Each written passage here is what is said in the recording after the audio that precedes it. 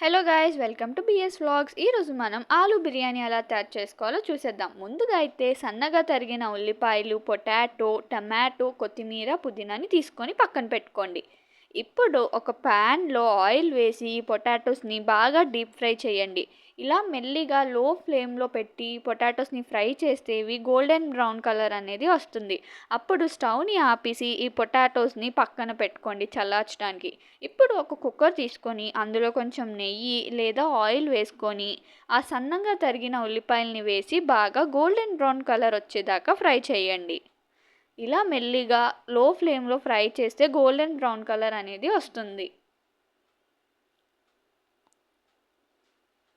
ఇలా golden brown colour అనేది వచ్చేసాక దీంట్లో ముందుగానే సన్నగా తరిగి పెట్టుకున్న పచ్చిమిరపకాయలు, దాంతోపాటు టమాటాలు వేసుకోండి. అలాగే దీంతో పాటు 2-3 వెల్లుల్లిపాయ రెమ్మల్ని బాగా దంచి ఇందులో వేసుకోండి. ఇలా వెల్లుల్లిపాయ రెమ్మలు వేసుకున్నాక ఒకసారి బాగా ఫ్రై చేశాక అందులో కొత్తిమీర అలాగే పుదీనాని వేసి బాగా ఫ్రై చేసుకోండి.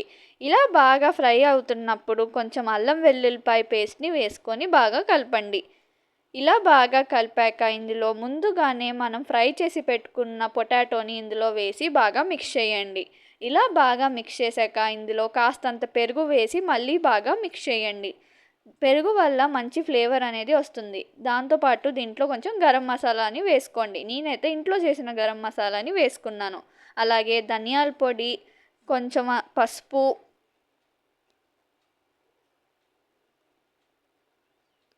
అలాగే ఎండుమిరపకాయల పొడిని వేసుకోండి.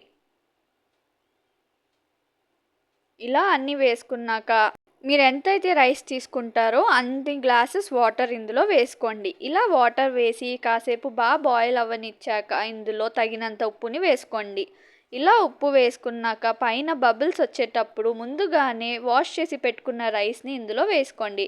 ఇలా వేసాక కుక్కర్ ఒక 2 విజిల్స్ వచ్చేదాకా పెట్టుకోండి. ఇంకేంటి, వేడి వేడి aloo biryani ready. Thank you. Do like, share and subscribe.